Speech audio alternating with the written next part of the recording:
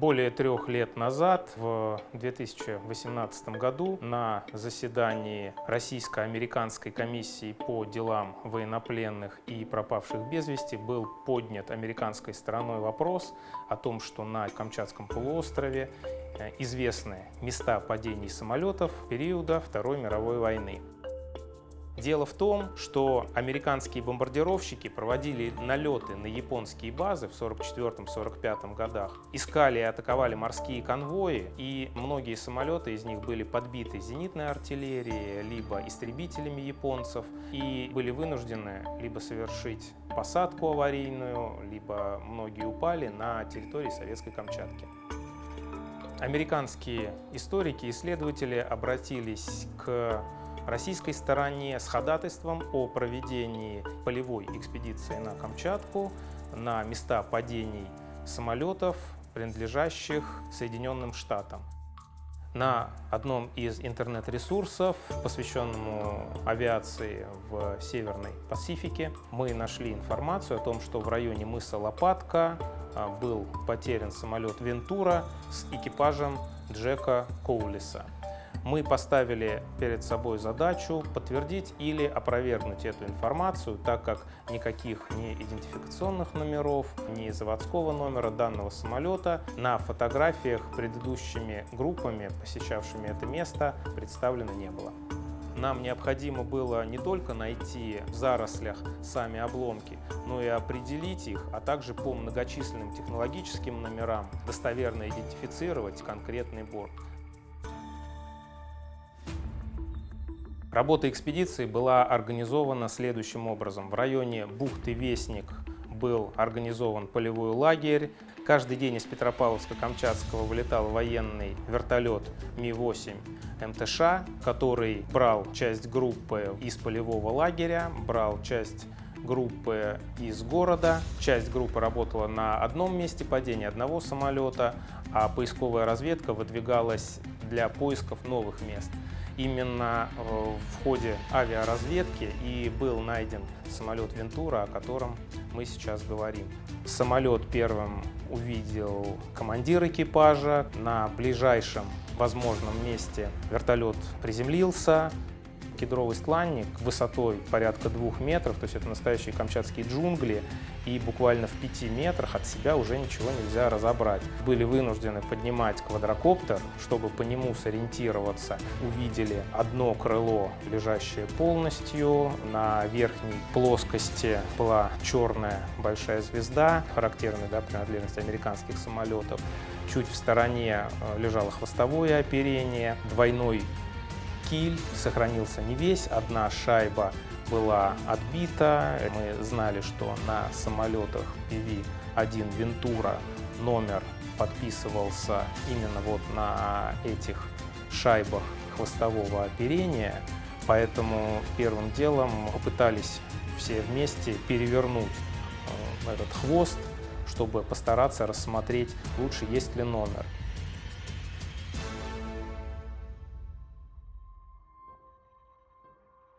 Увидели, что, к сожалению, не сохранился номер самолета, который также наносился мелкими черными красками. Он настолько выгорел на солнце, что от него не осталось даже следа. И все наши попытки посмотреть под разными углами, при разном освещении, с увеличительным стеклом, снять на фотокамеры также не привело к результату. Время работы вертолета ограничено, поэтому мы дальше стали методично осматривать все обломки.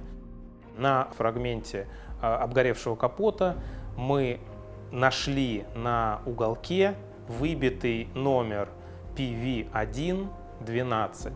По аналогии с работой на советских или немецких самолетах на Восточном фронте, если мы видим тип самолета указан и указан номер, то иногда сокращенный, то это может быть бортовой номер данного самолета или сокращенный серийный.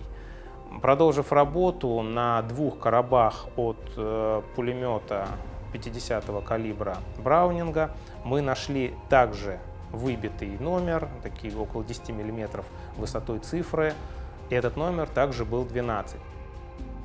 Как мы знаем, в составе эскадрильи ВМФ США VB-135 был самолет PV-1 «Вентура» с черным бортовым номером 12. 19 июня 1944 года командир-лейтенант Джордж Март вылетел на этом самолете на боевое задание по Курильским островам японским работать. Самолет был потерян на Камчатке, но весь экипаж спасся. Против этой версии говорило несколько моментов. Во-первых, бортовой номер обычно не дублировался техниками на каких-то деталях. И второе противоречие было в том, что самолет Джорджа Марта не горел, а мы видели следы сильного горения на месте падения при его изучении. Второй версией по принадлежности этого экипажа был самолет лейтенанта Джона Пауэрса из 131-й эскадрильи с бортовым номером 96. Самолет лейтенанта Пауэрса вылетел с острова Атту на Командорских островах 20 февраля 1945 года. У него была задача совершить налет на базу на острове Шумшу. После выполнения боевого задания один из моторов был поврежден осколками своих собственных бомб, и дотянуть до советского аэродрома даже в Петропавловске-Камчатском уже было нереально. Поэтому командир, вернувшись к мысу Лопатка, дал команду экипажу покинуть свой самолет, а самолет, по данным американцев, на автопилоте продолжил дальше полет. Все члены экипажа, все 6 удачно приземлились, были спасены советскими военными и позже отправлены в Соединенные Штаты.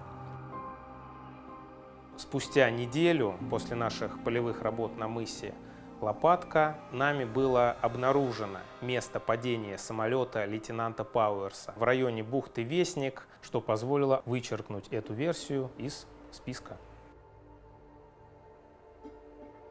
Изначально, как основную версию, мы рассматривали вариант принадлежности самолета лейтенанту Джеку Коулису из эскадрильи VB-136. На месте падения были 2 обгоревших мотора типа Pratt & Whitney. Мы знаем, что заводской номер выбивался на деталях при производстве множество раз. Обычно это бортики, какие-то удобные площадки. Здесь мы увидели огромное количество серийных номеров, агрегатных номеров. Нам необходимо было провести детальнейшую техническую фотосессию всех найденных номеров, а их были десятки на каждом из двигателей, для того, чтобы впоследствии уже в спокойных домашних условиях мы могли изучить все эти снимки на принадлежность этих номеров к заводскому номеру авиадвигателя. От одного из жителей Камчатки нам стала известна история о том, что в начале 70-х годов место падения этого самолета посещалось топографами, и они сбили таблички с этих самых моторов. Нам прислали фотографию этого мотора. На одной оказался эмалированный красивый орел с надписью «Made by Ford». Вторая табличка оказалась главной идентификационной табличкой двигателя, где кроме номера контракта, спецификации, направления вращения винта и других технических параметров указан и заводской номер мотора 040751. На основе баз данных наших американских коллег, энтузиаста истории авиации из США Джо Баухера, а также команды Aviation Archaeological Investigation and Research, были собраны максимальные сведения и первичные архивные документы по потерям ВВС и ВМФ США в районе Камчатки и Курил.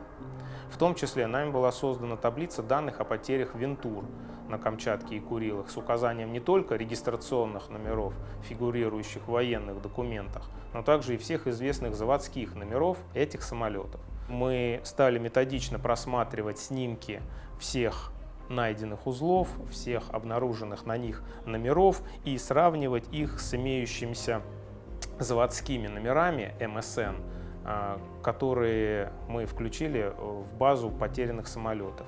И мы нашли один из этих номеров на стыковочной полосе капотов из нержавеющей стали. Были в 2 строки выбиты номера 6323, а ниже 17245. Согласно составленной нами базе потерь, заводской номер МСН 6323, а полностью он выглядит как 237-6323, принадлежал самолету Lockheed PV-1 Ventura, модель 237-2701, бюро number 49507 с бортовым номером 75. 19 августа 1944 года экипаж лейтенанта Джека Коулиса вылетел на бомбежку аэродрома на острове Пармушир. Замки бомбодержателя не сработали, и при повторном заходе на цель, как вспоминает Джек Коулис, они увидели красивейшую линейку кораблей в море, выстроенную как будто в тире. Удачно отбомбившись по цели, экипаж подвергся активнейшему обстрелу зенитной артиллерии японцев. Были многочисленные повреждения, пробита бензосистема, бензин, по воспоминаниям самого Коулиса, вытекал на пол. Вдобавок ко всему этому еще и 3 японских истребителя атаковали экипаж бомбардировщика. С большим трудом Джек Коулис смог перетянуть залив, и только оказавшись над Камчаткой, у него встали оба мотора. Пришлось экстренно совершать вынужденную посадку. Как только самолет оказался на земле, он мгновенно вспыхнул. Весь экипаж в последний момент выскочил из горящего самолета. С погранзаставы их встретили и гостеприимно приняли советские пограничники, и впоследствии весь экипаж был направлен в Соединенные Штаты. Таким образом, в ходе этой экспедиции был закрыт вопрос о достоверной идентификации самолета в районе мыса Лопатка.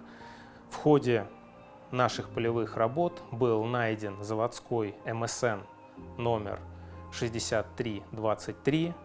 Достоверно доказана принадлежность этого самолета экипажа Джека Коулиса. Но это не единственный самолет, который был обнаружен в ходе данной экспедиции. О результатах работы на других местах падений самолетов с американскими экипажами мы расскажем в других наших роликах.